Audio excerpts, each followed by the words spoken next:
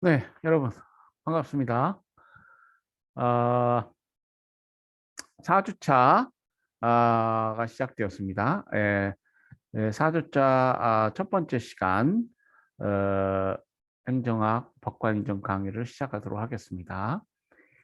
지난 시간까지 행정학의 주요 이론과 접근 방법 등 행정학 전반을 거시적으로 볼 수 있는 그런 부분에 관한 설명을 드렸습니다.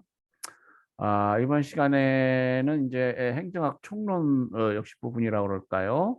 행정의 주체와 객체, 그리고 행정 이념과 행정 윤리, 뭐 행정 가치라고도 하죠. 그래서 이제 우리가 행정 그리고 행정학을 공부함에 있어서 기본적으로 생각해 봐야 될 것들, 에, 그 부분에 관해서 교재를 중심으로 설명을 드리고요. 행정의 주체와 객체 관련해서는 에, 앞서 말씀드렸습니다마는 이 막스 베버라는 사람의 관료제 이론이 지금 매우 중요합니다. 그 행정의 주체와 객체, 그 행정의 고객, 뭐 관료제 이런 부분이 있는데요. 그래서 이제 막스가 주장한 바를 언어를 중심으로 해서 간략히 보고요. 막스 베버가 죄송합니다. 막스 베버가 주장한 바를 간략히 보고요. 예, 그리고 이제 행정 이념, 뭐 행정 윤리 관련해서 보면은 특히 이제 행정 가치, 행정 이념 이쪽 부분에 있어서 이제 존 롤스라는 소위 경제 철학자인데요. 그 사람은 이제 공리주의, 제레미 벤다밀의 서구 철학사 중에서 매우 중요한 위치에 있던 공리주의적 어떤 단순화, 이것을 새로운 시대적 배경에 따라서 어, 그 비판하고 우리 시대가 가야 할 정의는 뭐냐? 여기에 관해서 말했습니다. 그래서 이제 뭐 veiled ignorance, 사회계약론에서 출발하였지만은 사실 그 사회 곳곳에 많은 어떤 부정이 이뭐 빈부격차랄지 이 무슨 뭐랄까요 뭐 노령연금 문제 말씀드렸으면 노인과 뭐 청년세대 이 차이가 있죠. 여러 그 사회적 그런 현실화되고 있는 그러한 에, 불평등 이것을 우리가 어떻게 봐야 될 것이냐 철학적으로 여기에 관해서 어, 어떤 그 모든 영역에 적용될 수 있는 보편적인 일반적인 논리에 따라서 얘기를 하고 있습니다. 그래서 이 존 롤스의 정의론, Theory of Justice 여기에 관해서 간략히 또 보도록 하겠습니다. 그 원어로 좀 보고요. 먼저 이번 첫 번째 시간에는 먼저 우리 교재를 중심으로 해서 보고 두 번째 시간은 원어 부분을 좀 보도록 하겠습니다. 항상 그렇지만 좀 빨리 이것을 어, 빨리빨리 해야 되는데 하다 보면 좀 시간이 많이 걸려서 좀 시간이 긴 비디오 동영상 강의가 업로드돼서 조금 여러분에게 죄송한데요. 뭐 공부한다라는 생각 가지고 너무 불만 갖지 마시기 바랍니다. 네, 그러면은 제가 마련해 화면을 공유하도록 하겠습니다. 예, 이제 파워포인트인데요. 보면은 지금 제7장 행정의 주체와 객체 있죠. 그리고 이제 행정의 주체와 객체 7장이고 이제 제1제 정부와 행정입니다. 행정의 주체는 정부예요, 정부. 그래서 언젠가도 말씀드렸지만 우리가 정부를 바라보는 데 있어서 한 세 가지 가장 딱딱한 하드한 것이 이제 헌법 상의 규범적 제도적 의미의 정부입니다.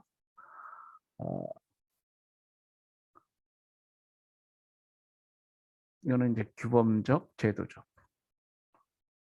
그래서 넓은 의미의 정부는 국회 그리고 행정부, 사법부를 다 포함한 그 통치기관 시민과 뭐 통치기관 이렇게 이분법적으로 했을 때 통치기관 전반을 의미하죠. 좁은 의미의 정부는 그 중에서도 행정부를 의미한다. 이렇게 얘기해요.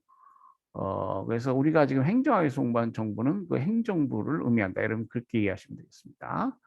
이게 첫 번째고요. 이제 두 번째는 여기에 있는 사람들을 보게 되면 기구는 그 기관, 통치기관은 물론이고 규범적, 제도적 플러스 여기 공무원들을 넣습니다. 그러니까 이제 이렇게 되면은 political sociology. 단순히 political 또는 constitution, 정치 헌법 거기에 그치는 것이 아니고 그 사람들의 어떤 뭐 특징, 뭐 베버는 관료제의 특징을 6가지로 정리했습니다. 뭐 규범과 법에 따라 움직이는 사람들 뭐 등등 말이죠. 또 이제 전문적 성격이 있는 사람들, 전문성을 가진 사람들. 그래서 그 관료제는 이제 어떤 정부를 정치 사회학적 관점에서 바라본다. 헌법과 법률 물론이고 구성원들 사회를 이제 바라본다. 그리고 이제 세 번째는 규범적 정치적 성격을 다 소구하고 하나의 사람으로서 행태론적 관점에서 정부를 바라볼 수도 있다. 행태론 또는 이거는 근데 현대 심리학의 도움을 받아서 그 공무원을 하나의 사람으로 봐서 그 사람 behavioral science 행태과학 뭐 행위과학 보통 행위과학이라고 하죠. 행위과학적으로 접근해서 이걸 과학적 방법 가장 과학적 방법이라고 할 수 있겠죠. 그래서 어떤 가장 연성적인 성격으로 정부를 바라보고 행정에 대해서 접근하는 우리 주요 이런 거 접근 방법 시간에 말씀드렸습니다. 그리고 이제 생태론적 관점에서 정부 이 생태론은 이제 행태론과 달리 그 정부를 구성하는 어떤 사람의 포커스를 맞추는 것이 아니고 그 정부 조직 자체 하나의 유기체 조직을 하나의 유기체로 보고 뭐 헌법상 어떤 권한을 행사하는 그런 딱딱한 존재가 아닌 유기체적 어떤 조직으로 보고 환경과 교유하면서 어떤 생존하고 발전하고 뭐 소멸하는 그런 생태론적 접근 방법이 있다고 그랬죠. 이렇게 정부를 한 세 가지 관점에서 뭐 바라볼 수 있습니다. 뭐 주요 이런 거 접근 방법에서 말씀드린 걸 다시 한번 상기하시기 바랍니다. 자, 그래서 이제 행정의 주체를 이제 정부라고 했을 때 이 정부의 의미가 뭐냐? 지금 설명은 주로 이제 이 첫 번째, 두 번째, 특히 두 번째 관료제적 관점에서 지금 설명이 되어 있어요. 자, 국가는 일정한 지역을 기초로 하여 성립되고 그 지역 내에 통치권을 보유하는 최고의 독립적인 단체이다. 국가는 이러한 통치권 행사를 통해 국민을 지배하게 되며 이 통치권을 행사하는 기구를 정부라고 할 수 있다. 정부는 사회에서 물리적 가항제력을 독점하고 합법적 권한을 가지고 정책을 결정하며 집행함으로써 국민의 안전과 복지를 증진시킨다. 네, 지금 뭐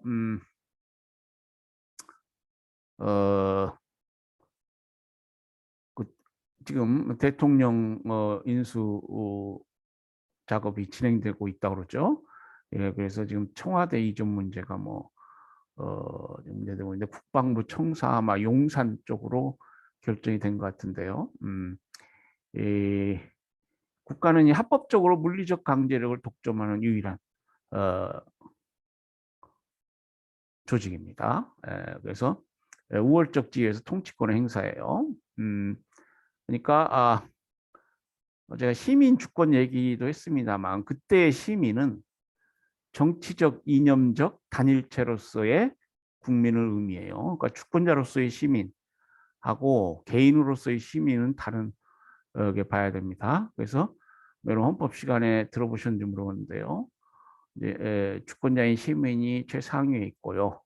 그다음에 이제 통치기관이 있다. 이 말 아까 사회계약서를 얘기도 했습니다만은 주권자인 시민이 자신을 통치할 수 있는 권한을 헌법에 따라서 위임하는 거예요.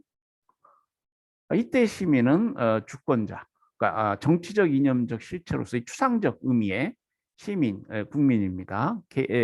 개인은 통치권의 객체가 되죠. 객체, 통치권에 복종해야 되는 존재예요. 그리고 다만 헌법과 법률에 따라 자신에게 주어진 권리를 주장할 수 있습니다. 그걸 우리가 인권이라고 해요. 그래서 근대헌법에서는 이 인권 부분이 매우 중요하다. 근대헌법의 시작은 이제 그 버지니아 권리장전이랄지 식민지 미국 그러니까 독립 이전의 여러 주에서 뭐 인권 선언이 채택되고 그러는데요. 이제 거기에서부터 시작해서 이 인권 사상, 인권 철학이 담긴 헌법을 근대헌법이라고 민주주의 시작이 이제 여기에서 일어나고요. 이제 그것이 연방적 차원, 독립한 후에 최초의 근대 헌법이라고 할 수 있는 미 연방 헌법이 탄생합니다. 그래서 이 근대 헌법은 원래 헌법이라는 것은 고유의 의미 헌법 또는 고전적 의미의 헌법은 국가의 통치 조직과 권한에 관한 기본적인 통치 조직 그리고 중요한 통치관의 권한을 담고 있는 그런 문서, 그것을 우리가 보통 헌법이라고 해요. 그래서 우리가 그걸 고유한 의미 헌법이라고 하는데, 이제 인권 부분이 들어오게 되면은 근대적 의미 헌법이 됩니다. 근데 이제 근대적 의미 헌법 중에서도 현대적 인권 사상 에 따라서 뭐 사회권이랄지 여러 적극적 파지티브 리버티라고 적극적 자유를 실현하기 위해서 행정부나 국가가 단순히 최소국가로 남아서는 안 된다. 적극적으로 뭐 존 롤스 얘기하고도 뭐 연관이 됩니다만은 국민의 기본적 자유를 신장하고 복지 최대화를 위해서 적극적 기본권 사상이 이제 발전하고 뭐 사회권이랄지 뭐 교육의 권리, 쾌적한 환경의 권리, 뭐 노동권, 뭐 이런 근대헌법에서 볼 수 없었던 현대적 의미의 헌법, 뭐 세컨드 제너레이션 휴먼 라이트, 또 서드 제너레이션 2세대, 3세대 계속 그 인권 개념이 변화합니다. 그래서 이제 현대헌법이 탄생되고 그러는데요. 그러니까 말씀드린 대로 시민은 이제 인권의 주체이지만 통치권에 복종해야 될 개인입니다. 개인. 그래서 시민은 남을 자신이 정의롭다. 그래서 남을 뭐 폭행한다거나 구타할 수 없어요.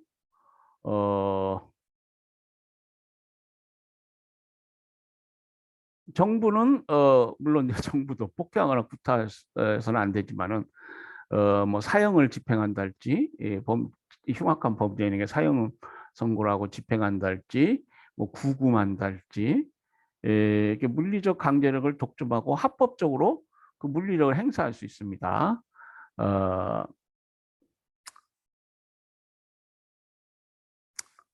자, 정부란 용어는 광의, 협의 등 여러 가지도 사용된다. 아까 말씀드렸죠. 넓은 의미 정부는 이렇게 행정부, 입법부, 사업부를 다 포함하고요. 좁은 의미의 정부는 행정부를 의미하죠. 입법부는 뭐 법률 제정, 개정, 정부 예산 심의 의결권 등 행정의 기본 틀을 만들고 공공의 목적을 달성하기 위한 자원을 배분한다. 사법부는 입법부가 제정한 법책에 대해서 공공 목적이 적법하게 추진되었는지,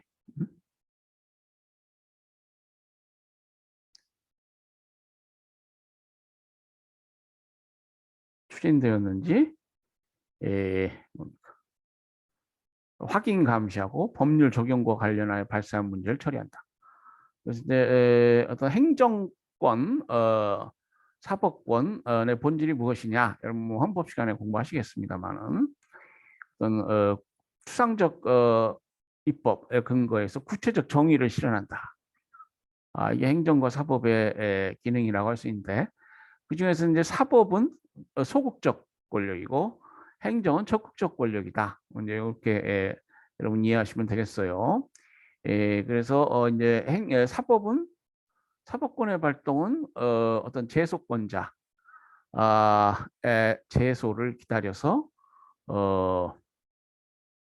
분쟁을 심리하고 심판하고 법이 무엇인가를 확인한다.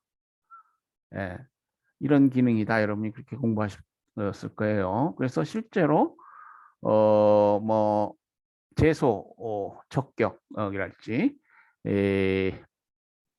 소의 이익이랄지 이런 개념들이 있습니다. 그래서 그러한 기본적인 적법 요건을 갖추지 못하면 실체적 심판에 들어가지 않고 실제적 심리에 들어가지 않고 그걸 각하하거나 뭐 각하나 기각이란 단어를 또 구별해서 사용하기도 하죠.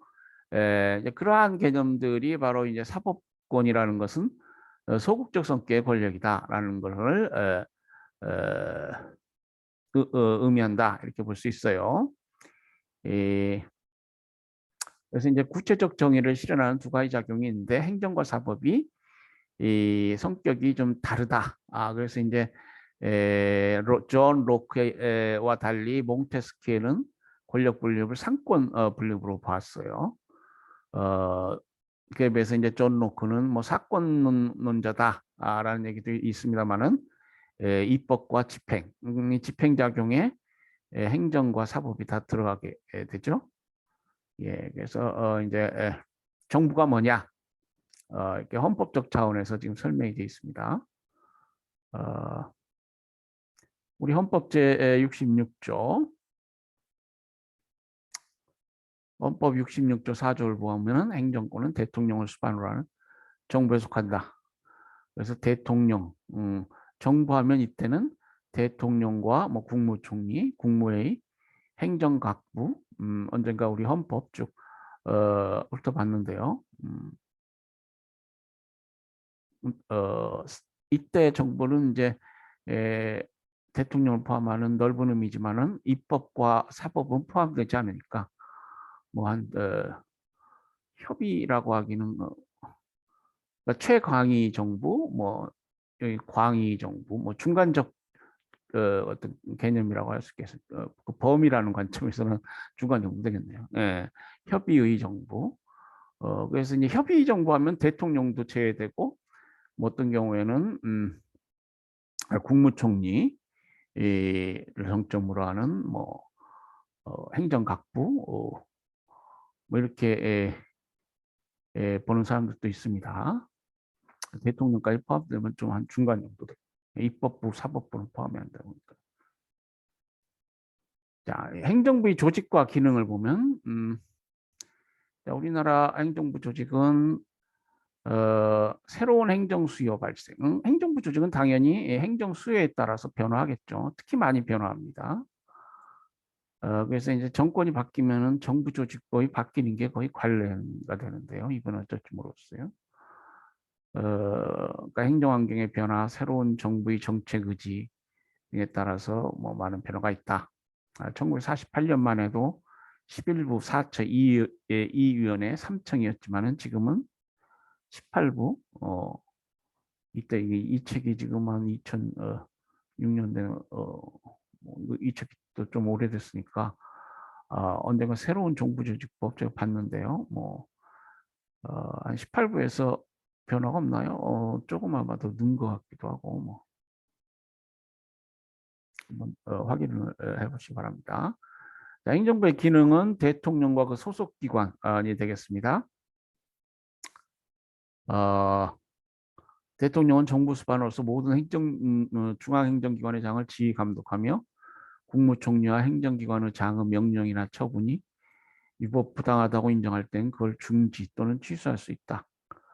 어, 이것을 우리가 법위계론이라고 하죠. 법위계론.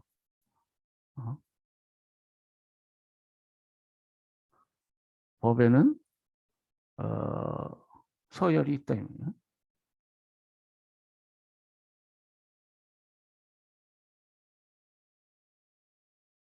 법 단계론. 그래서 이제 헌법이 가장 정점에 있다. 그러면은 대한민국 국회가 제정한 법률이 있고, 물론 이제 국제법의 이상 관련해서 보통 어, 헌법보다는 좀 하위에 보는데요. 어, 그다음에 이제 국내법만을 보면은 예, 어, 헌법, 법률, 대통령령, 대통령이 발하는 명령이 있고요. 그다음에 총리령, 국무총리가 발하는 명령이 있어요. 총리령은 당연히 대통령령의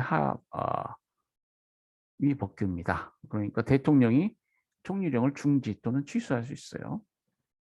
어, 그 공수처 개혁을 한다는데 뭐 법률 개정하지 않고 지금 법률 개정하려면 지금 국회 다수당이 더민주당이죠. 절대 다수당인데 이 개정이 안 될 텐데. 그래서 공수처 개정이 뭐 대통령 명령만으로 된다, 가능하다, 뭐 이런 주장하는 사람들도 있고 그런데요. 그래서 하위 법규는 부령, 행정각부장, 행정안전부 장관이랄지, 법무부 장관이랄지, 기획재정부 장관이랄지, 이 장관, 행정각부가 발하는 명령이 있습니다. 이건 총리령의 이 법규죠. 이걸 법위계론 또는 법단계설, 단계가 있다, 이런 얘기예요. 이겁니다. 대통령 소속기관으로 감사원, 국가정보원, 중앙인사위원회, 국가천명위원회, 국민고충처리위원회 고요. 감사원이 하는 일이 뭐냐, 국가정보원이 하는 일이 뭐냐, 뭐 이쪽 교재에 설명이 되어 있습니다. 근데 국가정보원은 국가안전보장에 관련되는 정보, 보안 및 범죄 수사에 관한 사항을 담당하고 있다. 이렇게 설명이 되어 있어요. 이 뭐 국가정보원법이 있을 것입니다. 국가정보원 설치에 관한 뭐 어떤 법률이 있어요. 그 보면은 이제 국가정보원이 뭘 해야 하는 부서인가 그런 것 나오게 됩니다.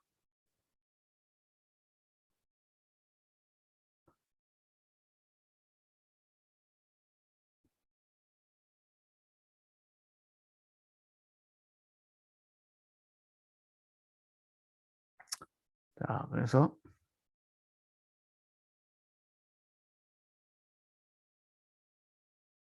보면 우리나라 행정부 조직 해가지고 교재에 나오죠. 대통령을 중심으로 해서 뭐 국무총리인가요? 잘 안 보이네. 우리 교재 잠깐 보시면은 국무총리 있고요.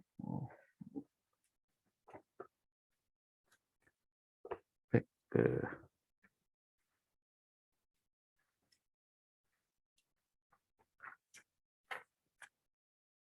재정경제부인가요? 요즘은 기획재정부죠. 이거 옛날 책이라 그래요. 뭐 국세청 있고요. 대통령 비서실, 경호실 있고, 예, 감사원. 감사원은 이게 헌법기관이죠. 그리고 이제 국가정보원, 예, 국가안전보장회의 뭐 이렇게 위원회가 있고요. 쭉그 우리나라 행정부 조직에 관한 체계도가 교재 119페이지에 나와 있습니다. 보시고요. 예, 뭐 여기서 중앙인사위원회, 우리 행정 관련해서는 이 중앙인사위원회가 뭐 인사행정이라는 게 매우 중요하니까요. 공무원을 어떻게 충원할 것인가, 그리고 어떻게 훈련시킬 것인가, 뭐 이런 것들 뭐 재무행정 중요하지만요. 행정부 소속 공무원은 인사행정에 관한 기본 정책을 수립하는 기관이다. 그러니까 뭐 교육, 훈련 이런 것들은 개별 행정기관들이 담당하지만은 중앙인사위원회는 인사행정에 관한 기본 정책을 수립한다는 점에서 의미를 갖죠. 국무회의는 정부의 권한에 속한 중요한 정책을 심의하는 헌법상의 기관으로 각 부처의 의견과 이해를 조정한다. 그래서 이 국무회의는 우리 이제 헌법상 심의기관으로서 법적 성격을 갖는다. 보통 그렇게 봅니다. 심의기관이라는 것은 이제 의결기관 하고 자문기관의 중간 정도, 그 권한과 기능이 한 중간 정도인 성격의 기관을 우리가 심의기관이라고 할 수 있겠어요. 그러니까 그 의안에 대해서 토론하고 뭐 결정을 내렸다. 거기에 구속되는 경우에는 의결기관이라고 할 수 있습니다. 우리는 대한민국 국회는 의결기관이죠. 국회가 결정한 사항은 행정부, 뭐 대통령을 비롯해서 다 준수해야 됩니다. 그러니까 심의기관은 뭐냐? 이 절차를 거쳐야 됩니다. 헌법상의 국무회의를 절차를 거쳐야 되는 그러한 것들이 이제 규정돼 있죠. 그래서 그 절차를 거치지 않으면 그 위헌 위법적인 것입니다.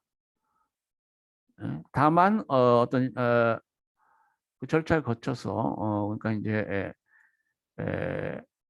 뭐 토론도 하고 그러겠죠. 그래서 어떤 여러 가지 정책이 뭐 정당하냐 부당하냐 이런 결정을 내려서 되겠느냐. 그래서 대통령이 권한 행사하면서 필히 국무회의 이 절차를 거쳐야 되는 경우가 있는데 그 절차를 거치지 않으면 위헌 위법 하게 되지만은 절차를 거쳐서 일정한 결정을 했다 하더라도 대통령이 거기에 기속되지는 않습니다. 대통령은 그 국무회의 결정 존중하지 않을 수도 있어요. 그래서 자신의 헌법상 법률상 권한을 그대로 행사할 수 있습니다. 그렇기 때문에 의결기관은 아니고 이제 이러한 경우 심의기관이라고 해요. 자문기관은 절차에 부실 것인가 말 것인가 이것도 대통령의 재량이야. 예컨대 미국 헌법상의 대통령 그리고 국무회의 관계를 보면은 행정각부 간의 관계를 보면은 이 자문기관적 성격을 한다라고 볼 수 있습니다. 어떤 의제를 꼭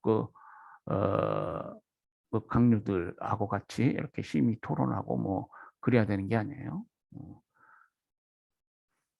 그래서 대통령이 좀 얘기를 듣고 싶다 하면 임의적으로 뭐 소집해서 얘기한달지 뭐 이러한 성격의 기관을 자문기관이라고 할 수 있겠습니다. 그래서 이제 우리 뭐 행정학 또 뭐 정치학 뭐 공부합니다만은 그 과정설과 실체설, 과정과 실체, 우리 법에도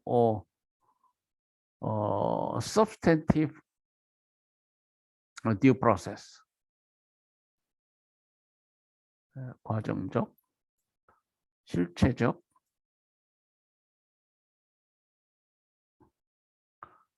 이런 개념들이 많이 나오게 됩니다. procedural due process 하면 절차적, 과정적, 적법 절차. substantive due process 하면 실체적, 적법 절차.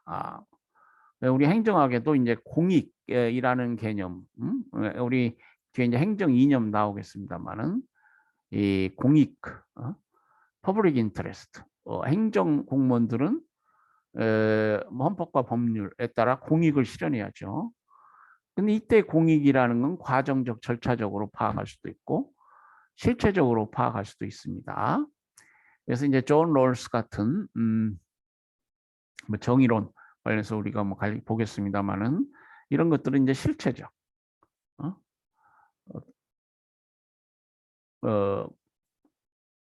그리고 과정적 성격이 있다고도 할 수 있겠죠. 대표적인 어떤 실체적 공익 개념은 이제 플라톤이나 아리스토텔레스 를 통해서 이제 뭐 얘기되어지기도 하고요. 뭐 현대에도 많은 철학자들이 뭐 얘기하고 있습니다. 공리주의적 어떤 개념 이런 것들 공리주의적 개념에 따라서 약간 제레미 벤담이 어떤 공익 얘기를 했는데 이거는 이제 좀 실체적 그 부분이 강하죠. 뭐, 어떻게 보면 이제 정도 차이가 하겠습니다. 뭐 시험에도 가끔 나와요, 여러분. 이제 보통 제레미 벤담 뭐 최대 다수, 최대 행복 이런 부분은 이제 실체적 공익 개념에 가깝다. 뭐, 그리고 존 롤스 또좀 실체적 어떤 공익 개념을 주장한 사람이라고 할 수 있겠죠. 다른 한편 이제 어떤 절차, 뭐 행정 참여, 시민 참여 과정이 또 정의롭고 많은 사람들이 수긍할 수 있어야 된다. 이런 건 이제 과정적, 절차적 공익 개념이라고 할 수 있겠습니다. 음, 행정 이념과 행정 윤리 뭐 등에서 다시 한번 볼 기회가 있을지 모르겠습니다.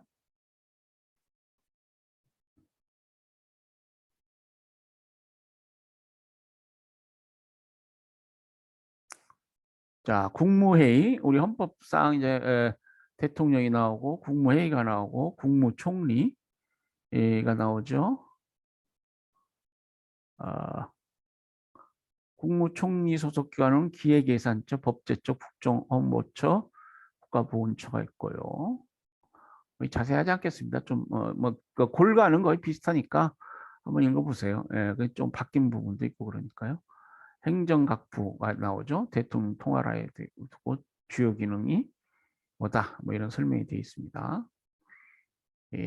교육인적자원부는 인적자원 개발 정책의 수립, 총괄, 조정, 학교교육, 평생교육 및 학술에 관한 사무 담당하고 있고,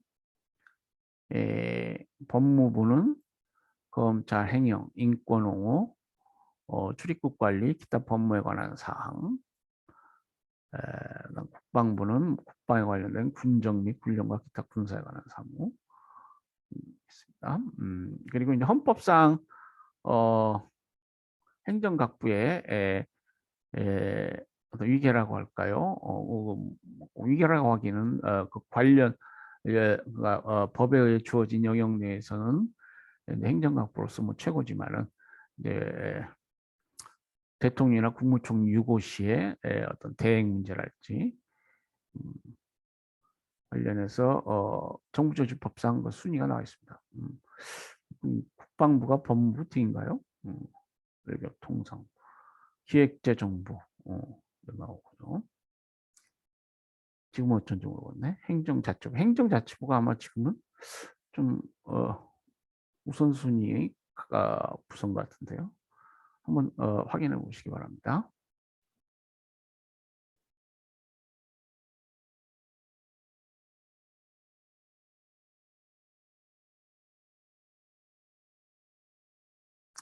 네, 문화관광부, 농림부, 산업자원부, 환경부, 뭐 해양수산부까지요. 자, 그래서 우리 교재에는 이제 행정을 주체와 객체 관련해서 우리 이 헌법과 정부 조직법상 뭐 규범적, 제도적 이렇게 설명이 되어 있네요. 다음으로 행정의 객체를 보겠습니다. 행정의 객체, 행정의 객체는 이제 국민이겠죠. 자, 행정은 이제 구체적 정의를 실현한다. 헌법과 국회가 제정한 추상적 법률에 따라서 어떤 구체적 정의를 적극적으로 사법부는 소극적으로 소극적 성격의 권력이라면 적극적 성격의 권력입니다. 적극적으로 실행한다. 실현한다. 실행이 아니고 적극적으로 실현한다. 강의를 좀 한참 안 했더니 이게 국어 사용이잖아요. 예, 죄송합니다. 행정은 공공정책을 결정하고 집행하는 활동을 주요 내용으로 한다. 오늘날 공공정책을 집행하는 주체는 정부에만 국한된 것은 아니다. 정부 외에도 사회공공단체, 민간단체, 사기업, 각종위원회 등 다양하고 매우 광범위한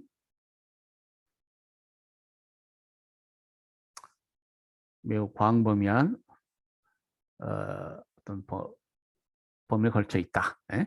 그리고 이제 정부 행정은 외교, 군사, 교육, 경제, 사회문화 등 모든 생활 영역에 영향을 미친다.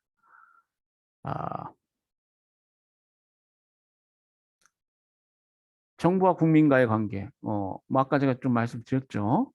국민은 헌법에서 보장하고 있는 기본적 인권을 향유하는 인권의 주체입니다. 그리고 여러 법에 따라서 실정법적 권리와 의무를 부여받고 있죠. 예,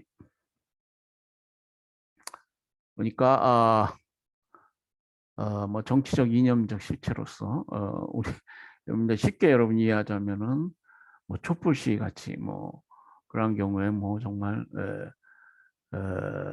굉장히 환상적인 장면이 뭐 언론 보도 방송 이럴 때 보도되잖아요. 그럴 때 우리는 하나의 정치적 이념적 실체로서의 어떤 국민을 느낄 수 있습니다. 뭐 그 경우에도 정치적 이념적 실체는 아니죠. 거기서 불법적으로 뭘 하면은 경찰이 제압하고 그 당시 장면에도 뭐 경찰들이 많이 뭐 에스코트 다고 뭐 그러지 않습니까? 예, 그것을 우리가 정치적 이념적 실체로서의 국민이라고 말할 수는 없지만은 강론사 그런 느낌이 오잖아요. 느낌상으로는 그렇죠. 그리고 이제 개인은 통치권에 복종하는 자들입니다. 다만 이제 헌법과 법률에 따라서 기본적 인권을 향유하고 뭐 또 법에 따라 권리와 의무를 부여받죠. 예, 자, 권리로서는 서비스 수혜자, 선거권과 피선거권, 행정에 대한 감시, 통제권 연결될 수 있죠. 공법상의 여러 권리들이 있죠.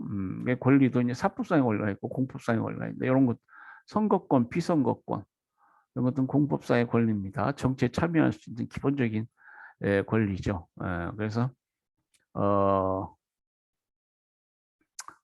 뭐 가끔 뭐 정치적 탄압을 받아서 이제 어떤 형사법적 차원에서 뭐 형을 선고받고 사면이 되지 않으면 뭐 국회의원이나 경기도지사에 출마할 수 없다 할지 이런 사실 그 정치가들은 뭐 이런 선거권, 피선거권이 중요하고요. 특히 이제 우리들은 가서 이제 투표 많이 하죠. 선거권이 중요합니다. 그리고 뭐 참여연대, 뭐 정경련, 또 민노총 뭐 등등 여러 가지 그 압력단체들을 통해서 행정에 대한 감시나 통제를 하죠. 뭐 헌법이나 법률에 따라서 국회가 이제 행정을 감시 통제하는 어떤 뭔가 제도적 어떤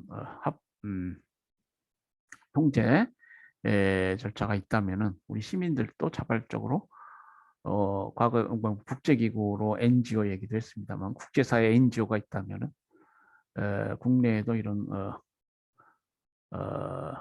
압력단체 시민사회가 있죠. 그리고 이제 지금 국제와 지구와의 현실에서 그런 압력단체들이 국제적 국내적으로 연대할 수도 있어요. 그래서 그린피스 같은 경우에는 우리 뭐 정의당 대표가 심상정 의원이고 이번 선거에서 대통령 선거에서도 세 번째 득표자인가요? 뭐 허경영이 더 많이 득표했나요? 그러면 환경 노동 관련해서 굉장히 진보적 어떤 목소리를 내고 있는 정당도 있죠. 이런 그린피스 같은 경우에는 이제 뭐 범세계적으로 이게 압력 단체로서 상당히 유명하고요. 이런 국내 압력 단체들은 사실 외국 그 관련 단체들하고 이렇게 연결이 되어 있는 경우가 많이 있습니다. 그리고 이제 국민은 행정의 객체로서 정부가 제공하는 상품이나 서비스는 일반적으로 공공재로서 뭐 배타적 성격이 없다. 그렇게 이제 우리가 봅니다만은 일정 경우 서비스 수에 따른 비용 부담을 하는 경우도 있습니다.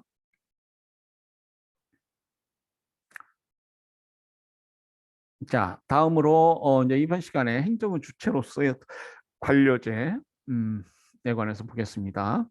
아까 강의 첫머리에 제가 좀 소개를 드렸죠. 자, 관료제라는 것은 다의적인 불확정 개념이다.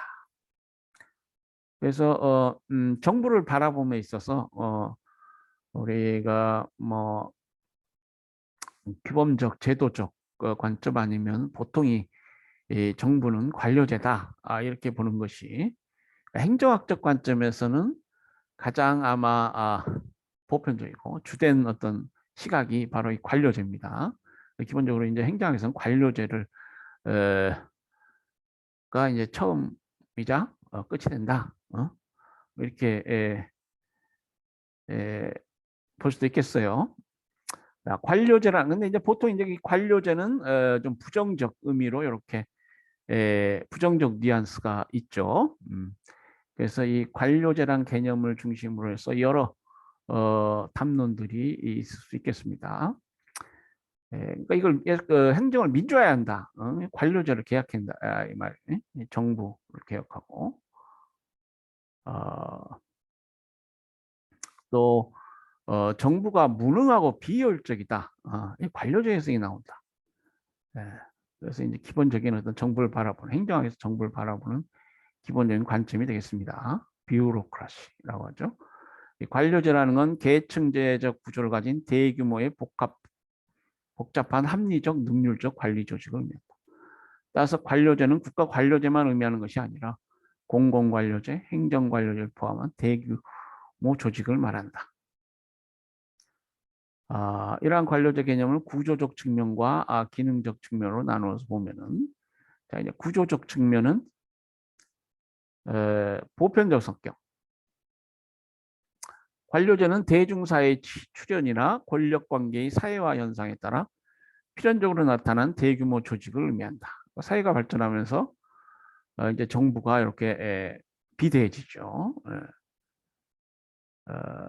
그래서 이제 이 막스 베버라는 사람은 자본주의 사회 윤리, 자본주의와 관료제 뭐 이런 얘기를 하게 되는데 이 막스 베버 시대에는 뭐 우리 우드로 윌슨 대통령 시대 얘기도 했습니다만은 자본주의가 한참 잘하고 있어 그런 때입니다. 그러니까 그런 얘기를 하게 되죠. 그래서 이제 정부와 기본적으로 시장, 자본주의 사회 간의 어떤 윤리랄지 관료제의 문제를 얘기하는 것입니다. 그 공무원과 그러니까 통치기관을 구성하는 통치권 행사하는 공무원과 이제 한참 발전하는 그런 자본주의 사회에서의 시민 사회라고도 할 수 있고요. 어떤 서로 어떤 관계 있고 이 정부를 구성하는 이 공무원들이 어떻게 해야 되느냐, 뭐 행정윤리랄지 그런 관점에서 의미 있는 얘기를 많이 했다는 얘기입니다. 자, 의사결정의 계층적 구조. 관료제는 계층제 형태를 띤 대규모 조직으로서 의사결정은 수직적 중심이 명확한 조직이다. 그래서 명령, 계통, 지휘 계통, 뭐 뒤에 조직 그 행정론도 얘기하겠습니다만은 라인 오서리티, 뭐 그리고 또 참모형 조직, 뭐 명령 지휘 계통으로 이루어지는 경우가 이제 대부분입니다. 뭐 위원회 제도랄지, 뭐 그러한 특별한 성격의 어떤 조직 체계가 이제 복합적으로 이렇게 관료제를 구성하게 됩니다.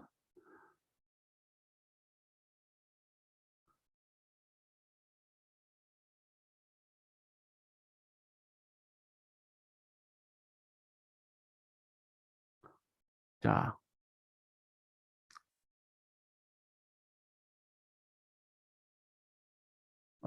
잘한다.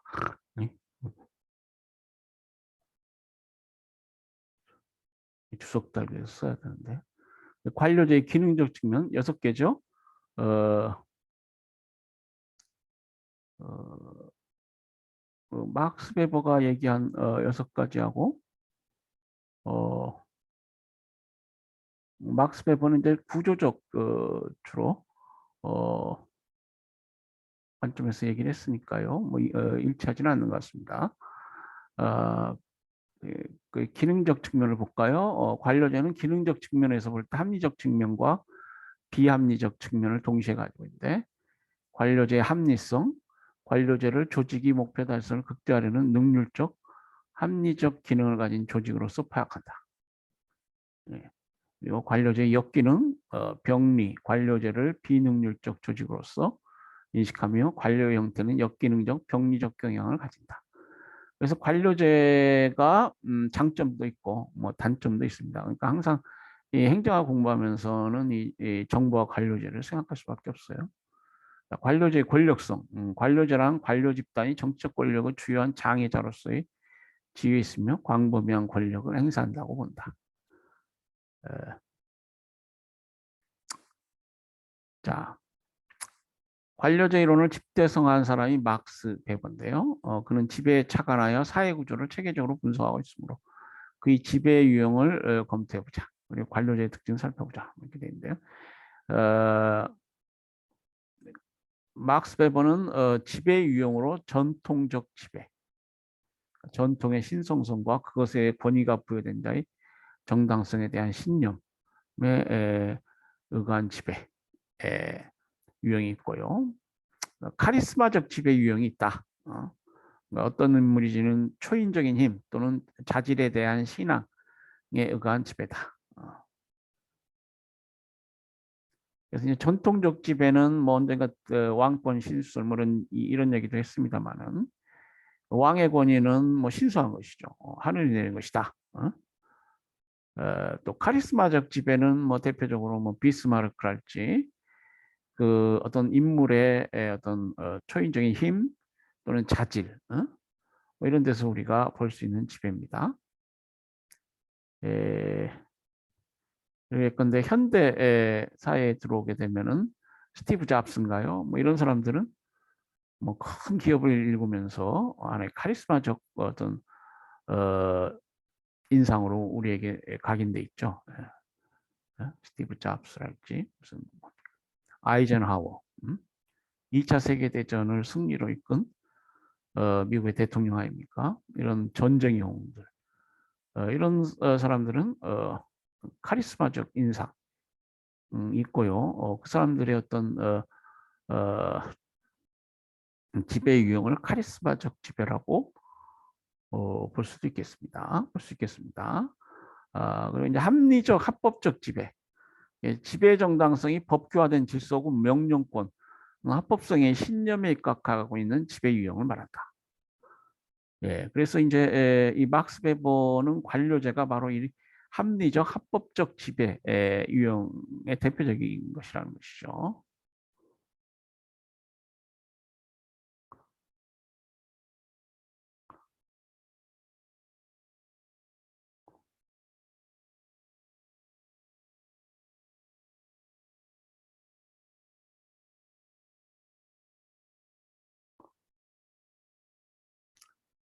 자, 그래서 이 막스는 이 관료제의 특징에 관해서 이렇게 한 8가지인가요? 우리가 살펴볼 원어 부분은 아마 6가지로 되어 있는 것 같은데요. 뭐 비슷한 그러니까 내용이 아마 좀 이렇게 뭐 거의 동일한데 조금 개수는 다를 수가 있겠죠. 자, 법규의 지배, 합법적으로 제정된 법규에 의해 성립된 관료제는 법규의 지배를 받는다. 그래서 이제 법체행정 얘기도 했지만은 이 관료제는 법체행정을 실현해야 되니까 법규의 지배를 받습니다.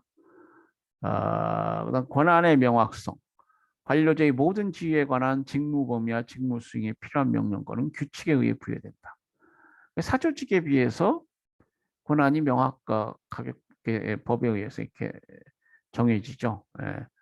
물론 대기업은 뭐 어떤 사교랄지 뭐 이런 것들이 얼마나 정확한지 모르겠습니다만은 우리 학교 약간 사립대학 같은 경우에는 규정이 굉장히 관료제 비슷하게 규정이 명확하게 돼 있는데요. 그러나 이 정부 관료제에 있어서는 어쨌거나 그 권한의 명확성이라는 점에서 사조직보다 더 명확하다고 할 수 보는 것이 맞겠습니다. 그리고 이제 관료제는 직위계층제, 그러니까 조직 단위 상호 간, 조직 내부 지휘 간 명확한 명령 복종 관계가 확립돼 있다. 그리고 공사의 구별, 직무 수행은 몰주관적, 비인격적, 임퍼스널, 임자가 붙으면 부정적이라는 뜻이죠. 부정적 의미가 됩니다. 그래서 퍼스널 하면은 인격적, 인간적이라는 얘기인데, 임퍼스널, 몰주관적이고 비인격적이다. 그리고 정의성, 합리성이 지배하는 가족관계, 사적 관계는 배제된다. 그리고 이제 막스 베버는 자본주의 사회 발달로 이 관리들이 이 전문적 자격, 이라는 성격 특징을 보인다. 이렇게 얘기했어요. 관료제 구성원은 전문적 자격과 지식이 요구된다. 그러니까 시장을 다스리는 옛날에 그 뭐 재상 우리가 관리들 하면은 뭐 황희정승도 생각나고 그럽니다만은 그러니까 시민을 다스리고 시장을 다스리고 법을 만들어서 규제하고 뭐 이런 레귤레이터라고 그러잖아요. 정부는 규제자가 됩니다. 그러니까 그 규제를 하려면 뭘 알아야지. 예? 어, 옛날에 뭐 그런 말이 있잖아요. 뭘 알아야 면장을 한다. 뭐 그런 말이 있었다. 예, 그 레귤레이터 면장이라서 하려면 뭘 알아야 된다. 뭐 그런 어, 그랬던가 뭐 잘 생각이 안 나네. 그 레귤레이터 정부는 규제자로서 역할을 하기 때문에 전문적 자격과 지식이 필요합니다. 그리고 이제 문서주의, 베버는 이 관료제의 특징 하나로 문서주의를 들었어요. 관료제 직무 수행은 발로서가 아니라 문서에 행하는 것을 원칙으로 한다. 그리고 전임직 현대 관료제에서의 직무 수행에는 구성원의 모든 능력과 지식이 요구된다. 그러니까 직업 공무원, 이거는 이제 직업 공무원제하고 연결된 얘기입니다. 전문적으로 공무원을 하는 직업으로 삼는 자들이 있게 된다. 어, 직업 공무원제. 이 직업 공무원은 좀 정치적 공무원하고 달리 우리 뭐 어공, 늘공 뭐 있잖아요. 그런 얘기하죠. 늘상 공무원들이 이제 직업 공무원 그룹입니다. 뭐 보통 차관급까지는 이제 직업 공무원으로 보죠. 고용관계의 자유계약성이 있어요. 근대 관료에서는 적어도 형식적으로는 고용이 쌍방의 자유의사에 따른 자유로운 계약으로 수행해진다. 예. 과거 신분제 사회에서는 신분에 따라서 뭐 과거제도를 시행했다. 이것을 굉장히 그 사회의 장점으로 보잖아요. 우리 대한민국이 또 우리 이시조선 조선시대에 이미 과거제를 실시했다. 이것은 굉장히 발달된 사회라는 걸 의미합니다. 보통 이제 봉건사회에서는 신분제에 따라서 근데 서양 같은 경우는 공작, 백작, 자작, 뭐 귀족들이 이제 그대로 다스리잖아요. 그러니까 어떻게 보면 동양 사회가 더 진보, 근대화된 일찍 어떤 마인드가 깨인 그런 사회일 수도 있어요. 과거제가 오래전 수부터 시행이 됐고요. 뭐 신라 시대에는 뭐 성골, 진골, 육두품제 뭐 있지만은 중국 같은 경우에 중국의 제도를 본받아서 우리나라는 과거제를 일찍 시행했잖아요. 또 물론 이제 음서제도 있고요. 뭐 그렇긴 하지만은 그래서 이제 이 정부랄지 관료제, 이 관료제라는 것은 보면은 자본주의 사회 발달로 인해서 생겨난 말인데 이때가 되면은 이제 언젠가 그 미국의 펜들턴 액트 20세기 초 펜들턴 액트 그래서 공개 경쟁 시험에 의해서 공무원을 채용한다 뭐 그런 제도가 있었다 말씀드렸습니다만은 이제 그즈음 관료제는 좀 그 이전이겠죠 이미 슬슬 이런 관료제의 발달과 함께 이런 직업공무원제, 공개경쟁 시험, 또 자유로운 계약.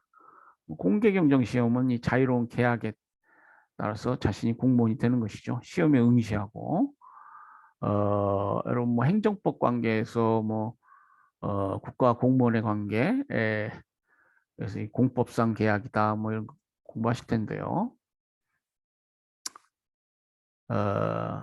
이 계약적 성격 그 방법으로 그 관리가 채용됩니다. 자, 그래서 보면은 우리 막스 베버 얘기를 쭉 하고 있는데 좀 나중에 보려고 그러는데 한번 볼까요? 일단 공유를 중지하고요. 화면 공유로 들어가면은 내가 캡처는 내일 좀 볼까 그랬는데 이 부분은 툴쉐로인가요? 요즘은 인터넷 시대가 돼서 이렇게 뭐 중요한 어떤 학문적으로 깊게 연구하지 않으려면은 우리가 접할 수 있는 자료들이 많이 있어요. 보면은 What is Max Weber Bureaucracy Theory? 막스 베버의 관료제 이론이 무엇이냐부터 시작해가지고 What is a bureaucratic organization? 관료제 조직이라는 것이 어떤 의미를 갖느냐. 알겠습니다. 관료제 조직의 특징 이제 있고요. 막스 베버의 6가지 특징이 나와 있죠. Task Specialization, Specialization and Division of Labor. 이 당시 그 막스 베버 시대에 한참 자본주의 사회가 발달하면서 또 사회학의 태도라고 할 수 있는 듀크하임의 어떤 분업론 뭐 이런 것들이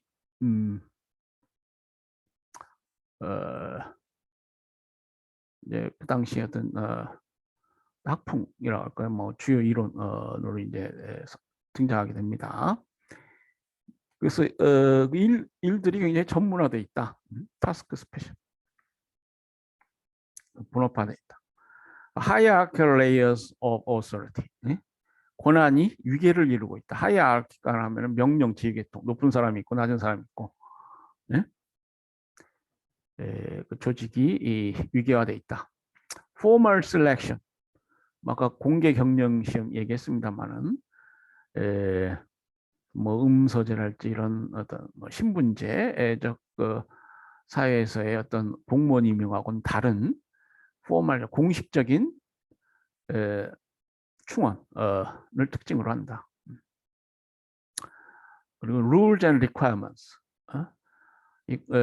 이 사람들은 규칙과 requirement도 이제 해야 된다는 얘기입니다. 규범들. 법에 따라서 법규에 복종하는 그리고 법이라는 것이 굉장히 중요한 의미를 갖는 조직이다.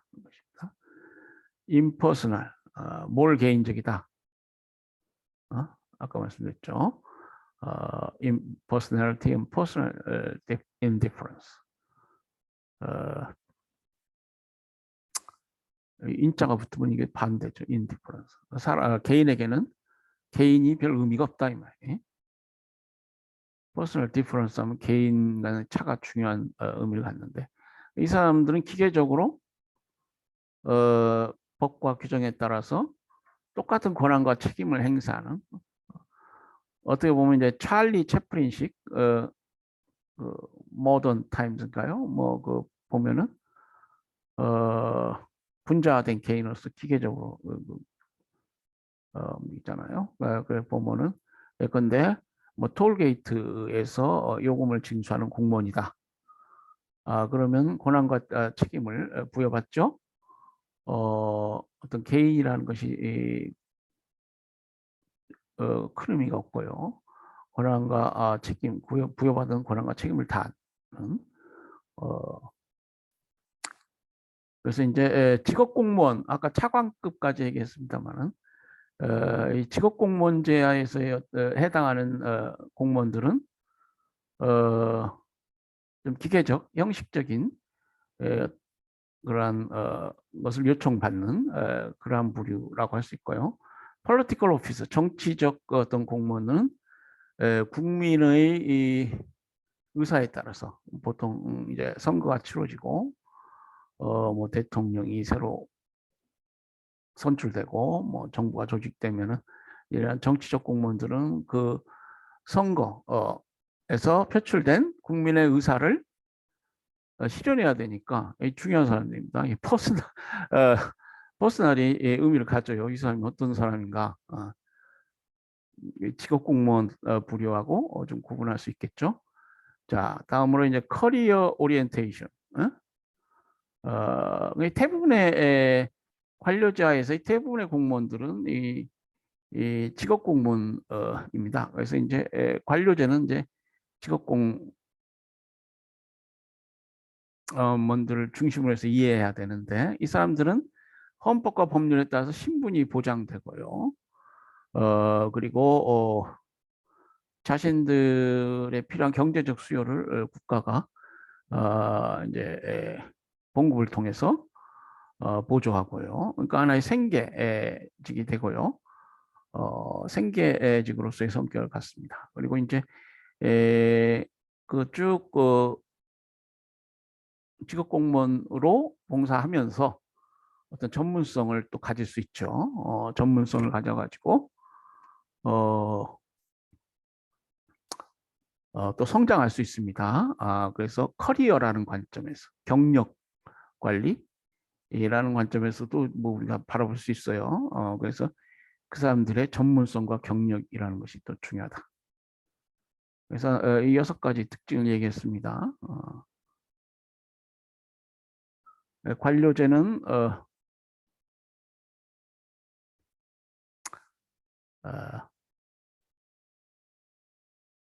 여기 어드밴티지 장점이 있고 단점이 있다. 있습니다. 그리고 관료제 이론의 문제점까지 이렇게 쭉 돼 있네요. 뭐 다음에 시간이 나면은 다시 한번 보고요. 자, 보면은 공유를 중지하고 다른 화면을 공유해야 되겠죠? 우리 다시 원래 강의 안으로 돌아가도록 하겠습니다.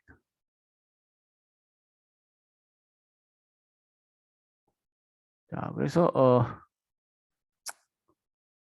관료제에 관해서 아까 뭐 advantage, disadvantage, 또 뭐 problem 뭐 이런 얘기 했습니다만 이 관료제 병리 현상, 뭐 어떤 사람은 bureaucratic pathology,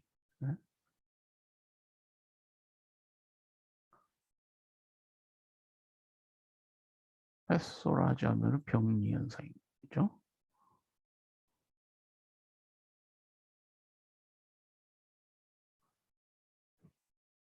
그리고 뭐 bureaucratic maze, maze 하면은 뭡니까? MAZE, 혼란스럽다 뭐 이런 얘기입니다. 그러니까 관료제의 병리를 bureaucratic pathology, 또 bureaucratic maze 뭐 이렇게 얘기하는데요. 그 원인이 뭐냐? 관료제는 기본적으로 권력성이라는 성격을 갖기 때문이다. 또 관료들이 자신의 지위를 이용해서 자기 이익을 추구할 수 있다. 대규모 조직에 내재하는 본질적 속성이다. 대규모 조직은 기본적으로 비효율적이고 뭐 그럴 수밖에 없다. 뭐 이런 것입니다. 관료제의 쇄신 필요가 있는데 쇄신이란 기존의 사회 목적을 새로운 방법에 달성하라 또는 전혀 새로운 사회 목적을 달성하기 위한 방법을 강구하는 것이다. 관료제의 쇄신을 위해서는 인간적 측면과 환경적 측면에서 볼 수 있는데 인간적 측면에서는 변화의 창조자, 채택자 및 실천자를 확보해야 하고 환경적 측면에서는